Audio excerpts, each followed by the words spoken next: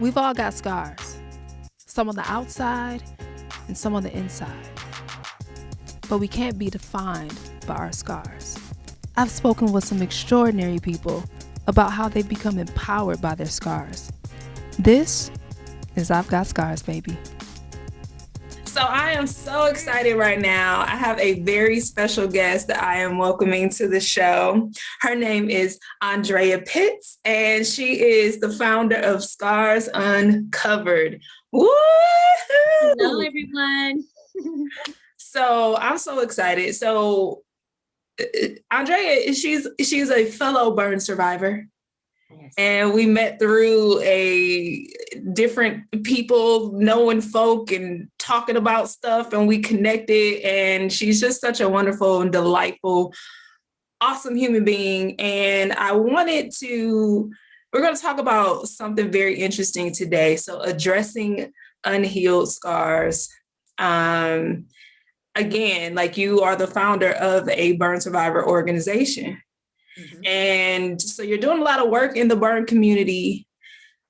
And it's very interesting. You have a very, very interesting and powerful perspective, because what you shared with me is that, yes, I have this foundation, I'm encouraging other burn survivors, but I'm not 100% all the way there yet with uncovering your own scars. So just wanted to talk about that. And I want to talk about that because I feel like it has a lot of merit, because of the simple fact that a lot of times people might think you have to be at a certain level or a certain place in your life with whatever it is before you can hop into your purpose and what you feel like it is to serve somebody else who may be going through a particular situation.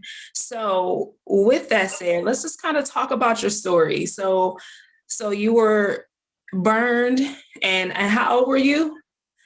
I was 18 months old when I was burned, and it started out a day like any other day for my parents. My mom, it was kind of ironic because she said on that particular day, she kind of had an eerie feeling. She didn't know exactly what was causing it. But my dad, he was preparing to go and see a family member that was having surgery at a hospital. So she just gets up, she's preparing as normal, cleaning up the house, cooking dinner. And she starts to cook. She's cooking some hot water.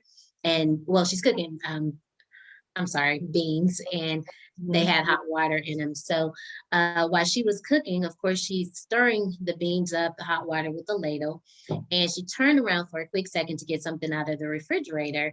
And in the quick second that she turned around, I had already got my little hands up there, being curious, and tried to imitate what she was doing with the ladle. So the hot water spilled all over my body. So it burned my face, my chest, my arm, my foot, and it even burned my mom and her foot at that time. So that is the day I became a survivor, and it was just really challenging the whole day, I guess I would say. Yeah. Wow. So in your road, I guess, to recovery, because we were burned at the same age.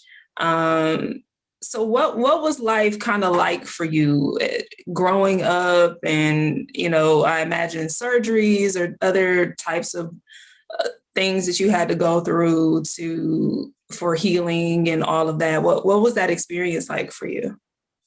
So I did have multiple surgeries. I've had surgery to help me move my arm. When I was initially burned, the skin stuck together, so I couldn't move my arm. So you had surgeries. Mm-hmm. Okay. So I had multiple surgeries.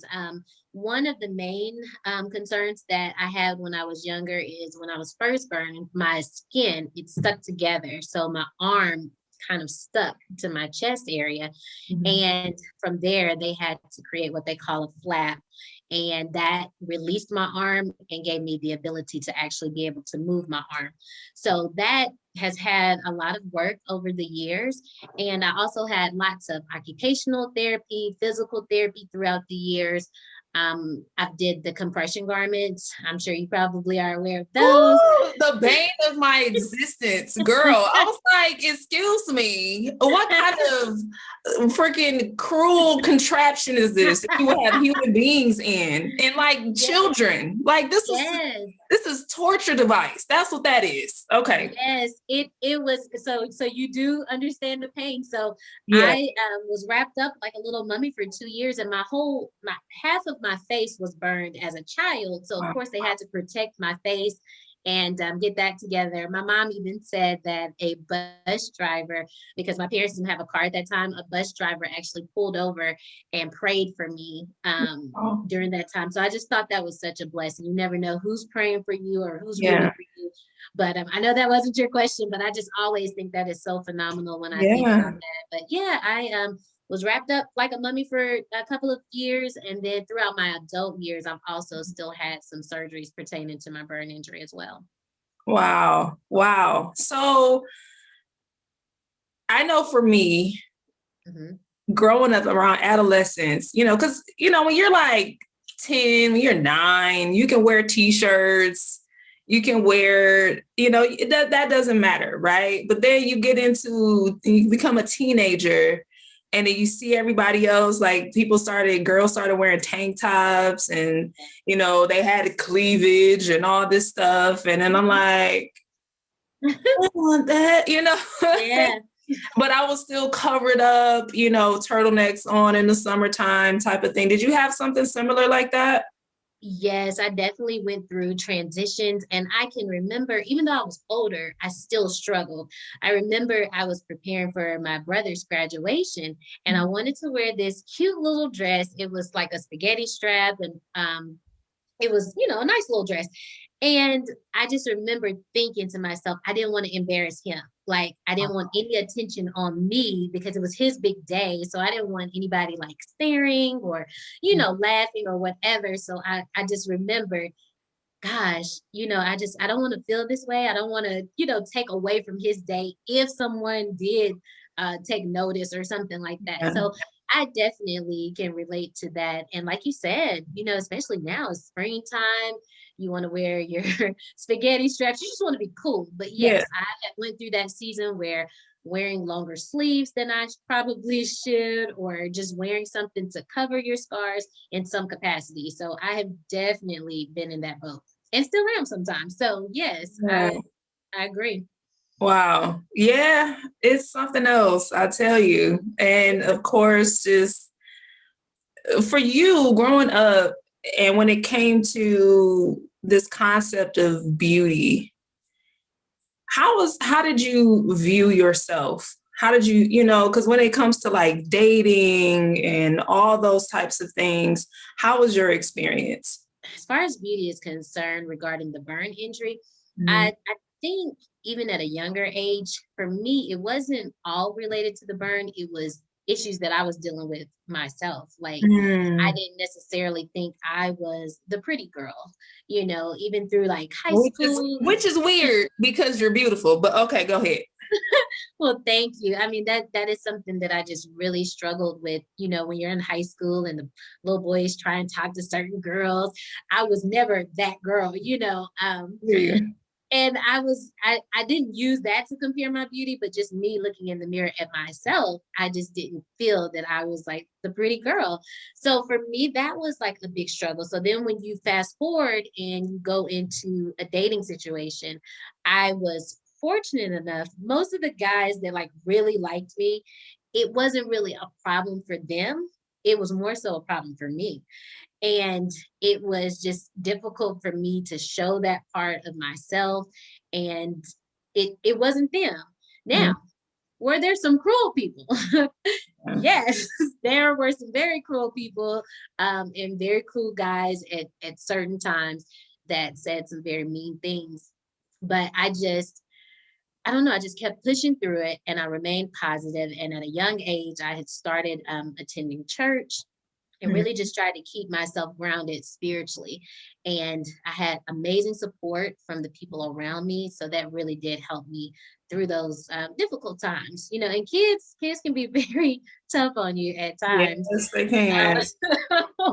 Yeah. So I struggled, I guess, with beauty on, I guess, in different areas, you know, just accepting me, loving me, regardless of the burns. And then the burns were just another part of that. Yeah. Okay.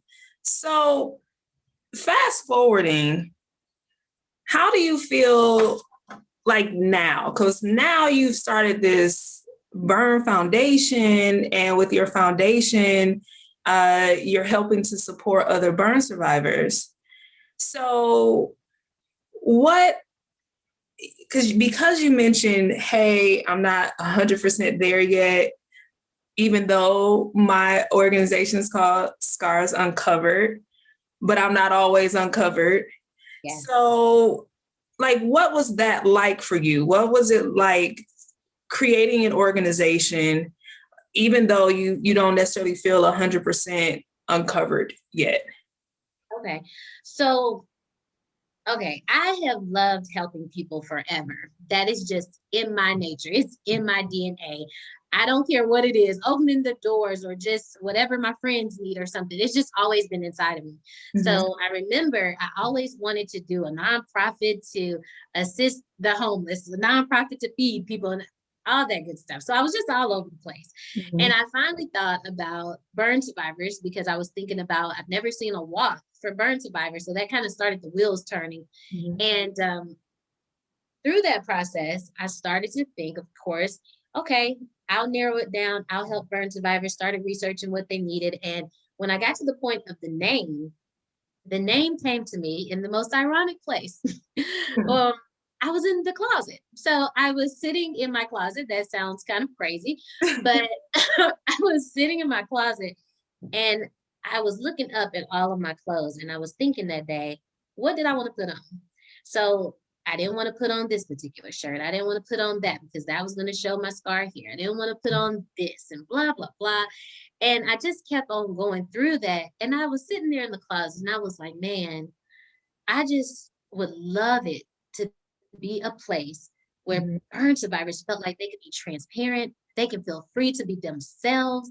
They are comfortable enough with their own selves to just, you know, just be free and be out of that prison that we keep ourselves in when we're trying to hide those scars. Yes. So just thinking about the chore it was just to pick out something to wear and to try and figure out, well, what am I going to cover up with so nobody sees or nobody stares and all of that. So that's kind of how Scars Uncovered came about. And to your other part of your question, I initially thought, man, I'm a hypocrite.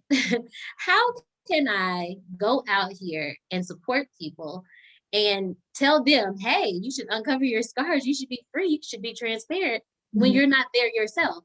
Yeah. So I remember talking to my parents and just talking to loved ones about it. And I was like, you know, I just don't feel like I should. And it was told to me, sometimes God can use you right where you are, even if you may have not arrived just yet, but we guarantee you there's going to be somebody that is blessed by your ministry and what you're trying to do. Yeah. So that encouraged me a lot. And I was like, you know what, I'm going to push through. And even though I'm not there 100%, there is still a burn survivor that I can help through the process. And with me starting this organization, this has been probably the biggest part of the healing process for me. I've never been around many burn survivors as a child growing up. I had never been in like peer support groups or anything like that. So everything that the organization has offered, it has allowed me to be in circles that I wasn't initially. And it's really helping me through the journey. So I'm very, very grateful that I continued the process. So Scars Uncovered is like a goal. You know, it's something to give us some steps, some places to get to. So eventually I will be Scars Uncovered 100% whenever I want to, with no shame, no hesitation. Got you. I love it. I love it. I love it. So I do want to get into, that part, to discussing kind of the things that you feel are holding you back from kind of revealing the scars. What kind of steps have you taken to become more comfortable with showing your scars? So I'll tell you, and you know, because some of your burn injuries are in the same spot. When you have Yeah. a hidden burn, sometimes it doesn't really force you to get out there because you can keep doing it, you know? So a part of my journey has just been, I'm not going to say easier, but when it comes to clothing or something, it is a bit easier for me to just throw on something, cover it up, and go on. But ways that I have started to work on it, for example, I said, you know what? I think this was maybe 2 or 3 years ago. It may have been a few earlier years, but I said, when I go out of town, I'm going to wear my swimsuit and I am not going to worry about what anybody thinks. I'm going to get out there. You know, I had my coverall and I was trying to hurry up and get to the swimming pool and try to make sure I could hurry up and jump in, throw the coverall off or something before somebody could see me. But I was determined when I went out of town, and I was going out of the country. So I was like, this is a perfect opportunity for me to just go in front of strangers. Nobody knows me, etc. So that was one of the steps I took. And what I learned when I did that, it was so freeing for me just to play volleyball with strangers with my swimsuit without a coverall. And none of them were worried about it. Yeah. It was me. It's that's the issue.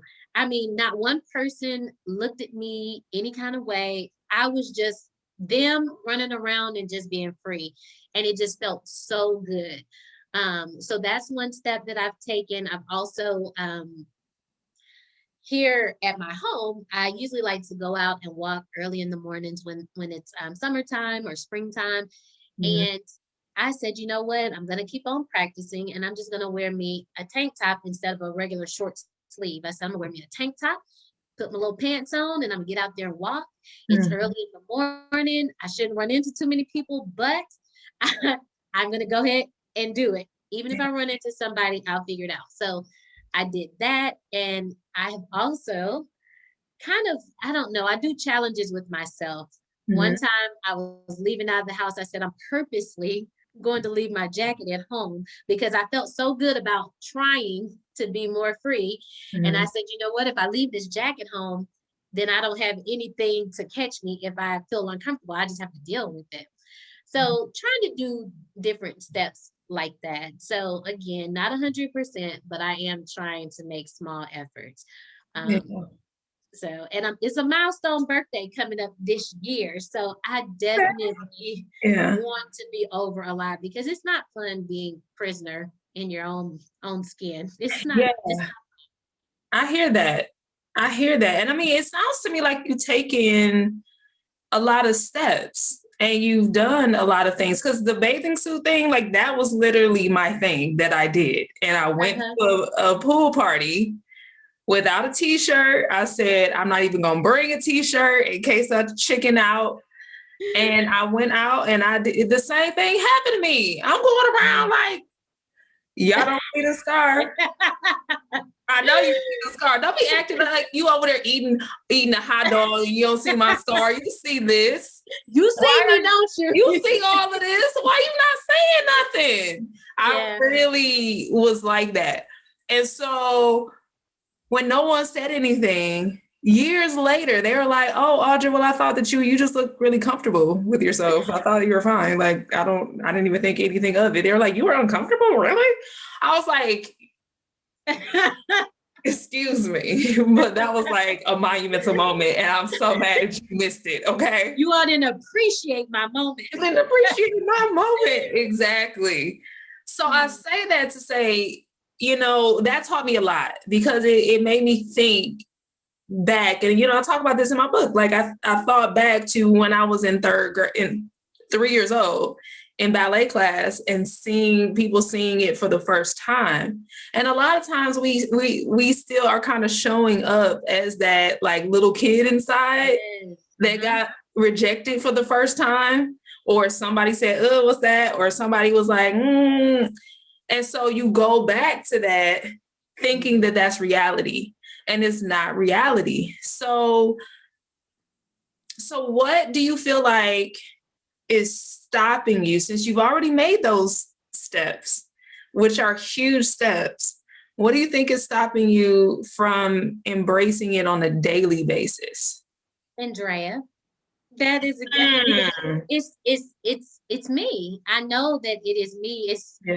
It's kind of like, all the steps, but you get crippled when it gets to the point where you are actually executing the steps. Yeah. Like, I know that I should do it. I know that it's freeing. I know how it feels just when you're walking around the house and you can just be yourself and you just, good. And so many times, just as women, our clothes around this time of year, like we've spoken about before, those feminine clothes have those thin sleeves off your shoulder and all of that. They don't make too many sexy turtlenecks and stuff like that. Okay. Because I would have had all of them. Exactly. Like, this is my sexy turtleneck dress. It's like, do you a little slit so you can show a little bit. Exactly. Like, oh, you see my arm right there? That's enough. That's right there. You saw that. Yes, I hear you.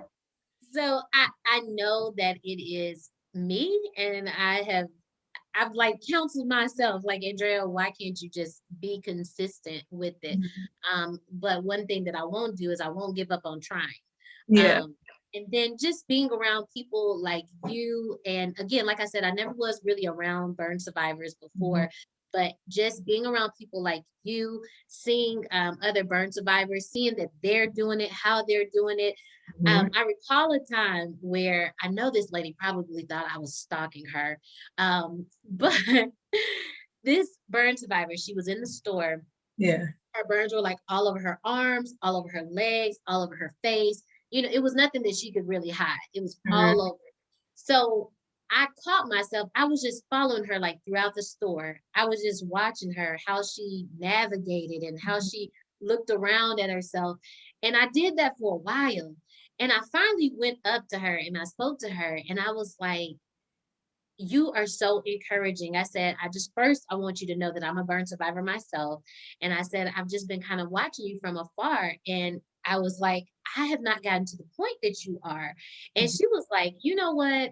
I am me. Either they can take it or they can leave it. She was like, they're not going anywhere. I'm not going anywhere as far as these scars. So either I can embrace it or, that I can just suffer in life. And I choose to embrace it. Yeah. And I was like, oh my God, that was so amazing. Yeah. And I felt empowered again. I was like, oh, if she can do it, I can do it. But then, just the execution. Wow.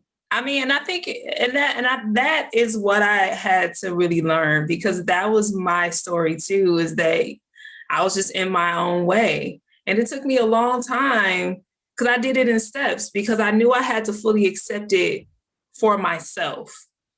And I didn't look at myself in the mirror. So I don't even know when you're at home in your practice, are you looking at yourself? Because I had to get out of the shower, wrap a towel around, and just start to look at it, because I didn't even do that.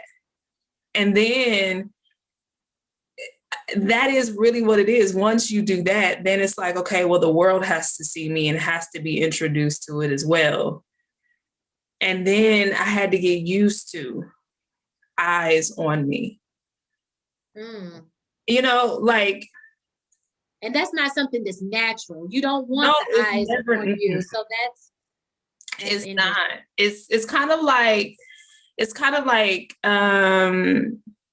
how they say public speaking is like when people say they fear certain things, public speaking is like up there near death. You know what I'm saying?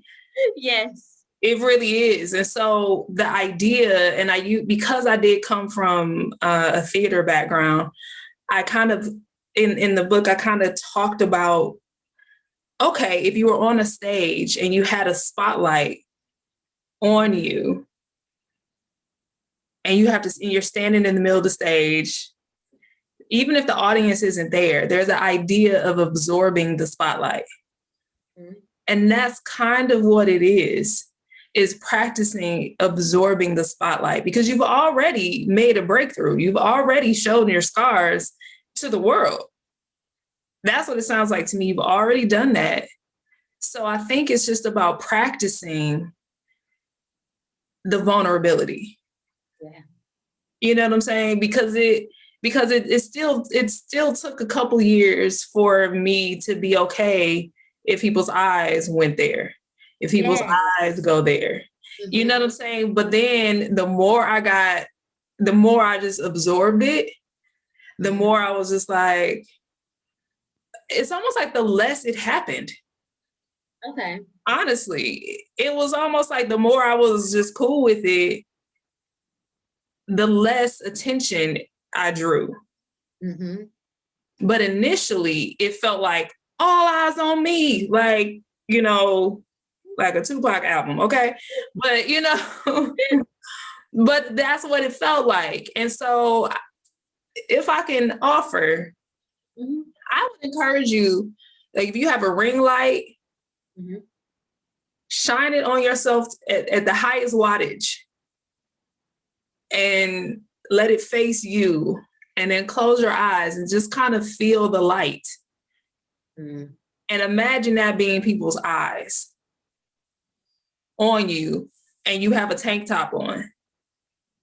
Have a tank top on, the light is focusing in on you, and you have your eyes closed. You're imagining that it's, oh, this person. Imagine what they even look like. They're 6 feet tall and they have on a brown shirt, like whatever.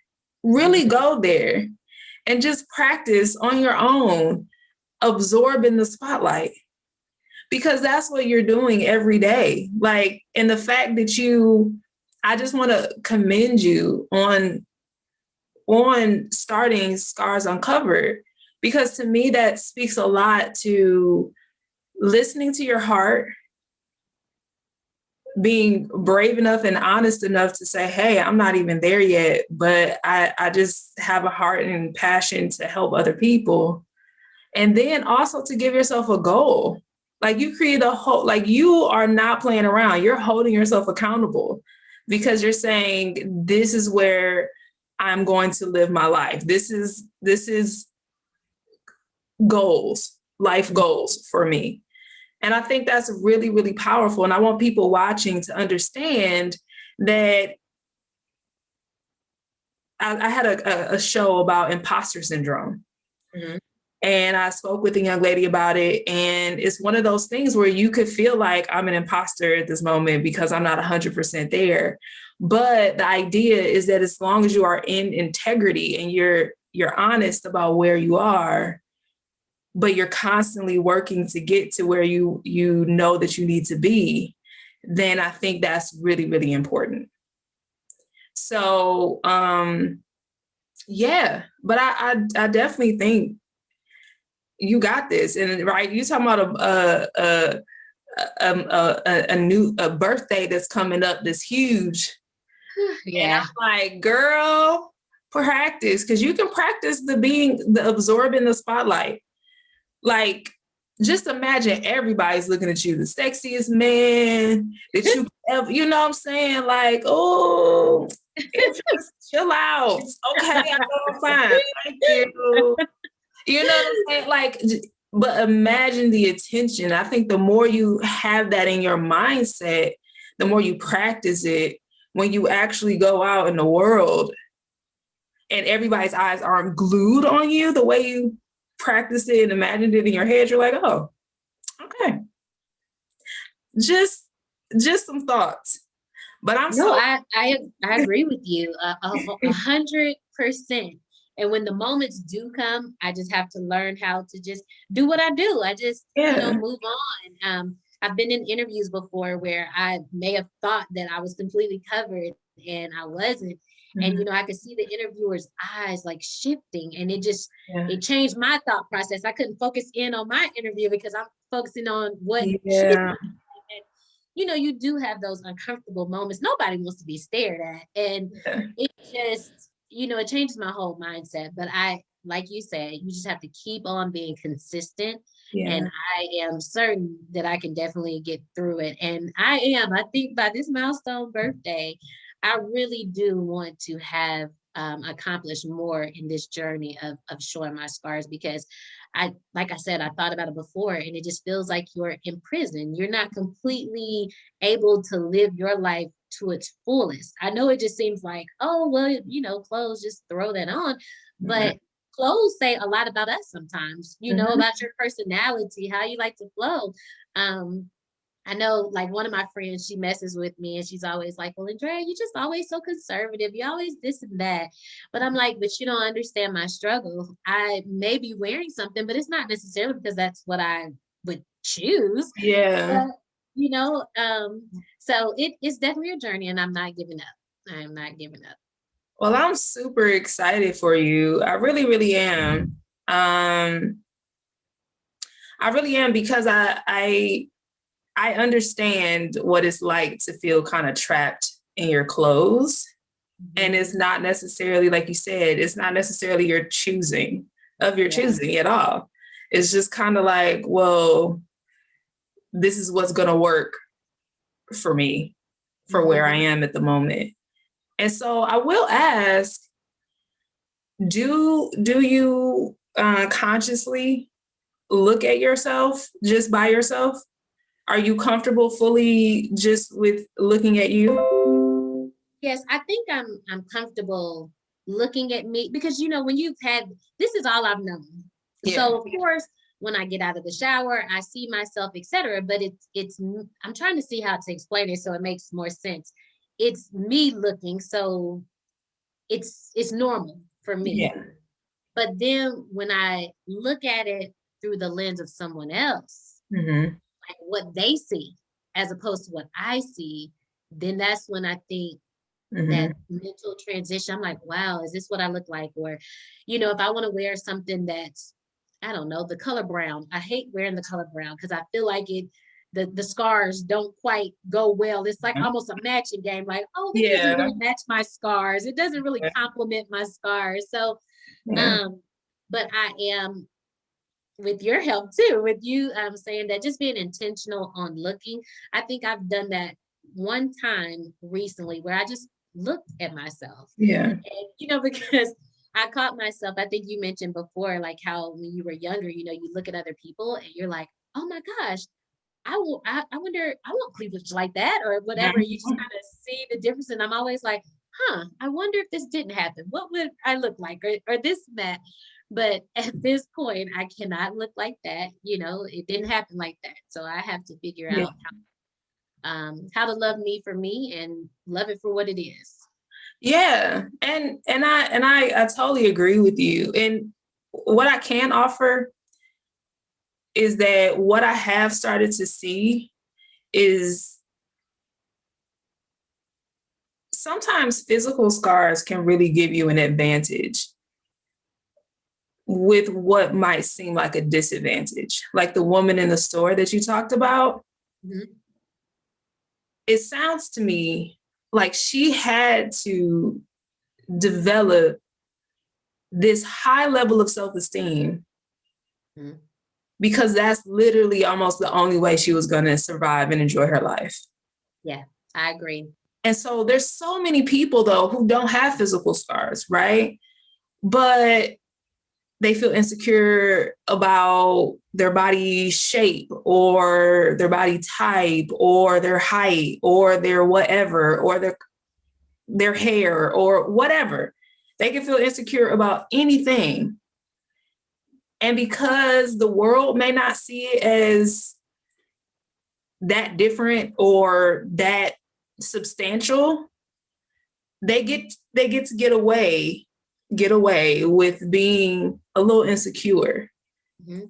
But it's almost like when you do have a physical scar, it's like, all right, so. And that's why it is it is a different journey, I think, having hidden scars, because like you said, you can hide and you can hide forever. And so I say that to say that it then becomes a choice, but it's still a decision where it's like, you got to make the decision and go really hard with the decision. Yeah. And like, it eats you up in different ways. Even if you are doing it, it eats you up in a subconscious manner, some kind of way. You're not completely hiding. It shows up in other areas, some way, somehow. So you can be hiding it, but it's still there. It's still present and it still shows up. But you're definitely right that you can hide it physically more, but emotionally you still have it. It's still there. Yeah. And that's the thing. And I think that I always want to encourage people, whether you have physical scars or you don't have physical scars, there are things that we hide all the time. And the idea is that you have to get to a choice where a point in your life where you're like, okay, I have to put my foot down because I don't feel free in this area. And that can be anything. It can be like, I have to put my foot down. Either I'm going to go and finish this degree or I'm not. Or either I'm going to do this certain thing, start this business, or I'm not. And I think that is what it comes down to, is that, okay, how do I really feel? And if I feel like, okay, this is bothering me and it's been bothering me for a while, if I feel like that, then I have to make that choice to fix that. And with physical scars that you can't hide, it's almost like the choice sometimes is that much more like dire, like, let's get to it. But because, if you can't hide it, it's like that choice, you can be a little more lax if you want to be with making the choice. Or if it's not a physical scar, if it's an internal emotional scar, maybe, I guess I could go to therapy, but I don't know. It's not that deep about it. And so it is my hope that people, generally speaking, would choose the road to freedom, even though it feels like really scary at first, because being vulnerable, nobody wants that. Like, nobody wants to show the difficult stuff. But it's so rewarding. It really is. And so I think that your journey is beautiful. I'm so excited. And if there's any way, of course, for me to be of service and to help in any type of way. But I think really for me, it was getting very intimate with my scars, and I hated my shoulder scar. Like, it took me about 6 months to because I literally would bypass mirrors all the time. Literally get out of the shower. There's a mirror over there. I put on my blinders, past the mirror, lotion up, put my PJs on, and then go brush my teeth and then look in the mirror type of thing. That was literally my life for the first 25 years. And so I had to actually look at my scars. So you actually look at your scars, which I think is a great thing. But as you were talking, it's just so interesting that our experiences are so similar, but so different all in one. I've never had a problem looking in the mirror at myself. And then you come from being a person that was not able to look at yourself for 20 plus years. And now you're this person that's totally free all the time. But I'm this person, I've never had a problem looking at myself in the mirror, but I'm still stuck. So it's just interesting how we can be so much the same, but so much different as well in our journey.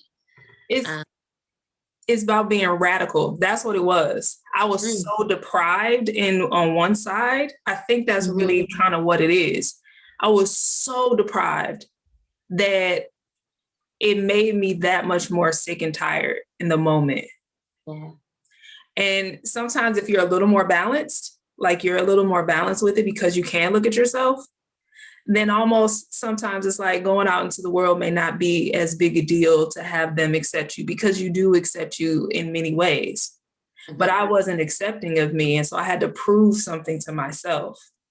And then I was able to go out and say, okay, well, I have to be able to be seen. And then when I have to, especially as a performer, generally speaking, like I always wanted to encourage people. That was my thing. Like, you like to help people. I was like, well, I want to encourage people. I want people to feel like good about themselves. And it's like, God was like, so how you gonna do that? You ain't even looking at yourself in the mirror. You know what I'm saying? Yeah. And so, it's an interesting thing, but it really comes down to the concept of being sick and tired of being sick and tired. Yeah. And like allowing yourself to get to that like rock bottom place. Within it, rock bottom looks different for everybody else. Rock bottom could just be like, yo, I'm just tired of myself right now. You know what I'm saying? Like that could be a person's rock bottom. So it kind of boils down to that. Like you're more balanced. And so when you're more balanced, it might be a little more difficult to go hard. It might be a little more difficult to put yourself out there, but that's okay. Yeah. As you were talking, I was thinking like, it's kind of like basketball or something. In basketball, I mean, there are probably some fabulous people that can just get out there. They're just number one, maybe natural talent, but it takes practice and they don't get there overnight. But if they don't practice, they're really not good. So I think that's something important, just to continue the practice to get to that point. But I do understand exactly what you're saying as far as the balance, and I agree with you on that as well. But I have to be intentional. So intentional and be balanced. I have to be intentional on this journey, because I don't want to be stuck like this forever. And you won't. Not acceptable. Yes. And that's what it is. I love that you said it's not acceptable. And so take your you can do many you can have little mini breakthroughs. Yeah. Maybe a part of it is just like, I'm gonna just show a little bit of my arm. Or I'm gonna just do a little bit of whatever. And you do that. And even if you do a 30-day challenge and you like, you know what, I'm gonna show a little something over the next couple days because it's huge for me. Whatever the case may be, but just know that you are supported. You got this. I'm excited for you. If there's anything I can do to assist, please let me know. But what would you like to say to anyone watching who might be going through a similar situation, whether it's physical scars or whether it's an emotional scar, and they're still kind of in the middle of it?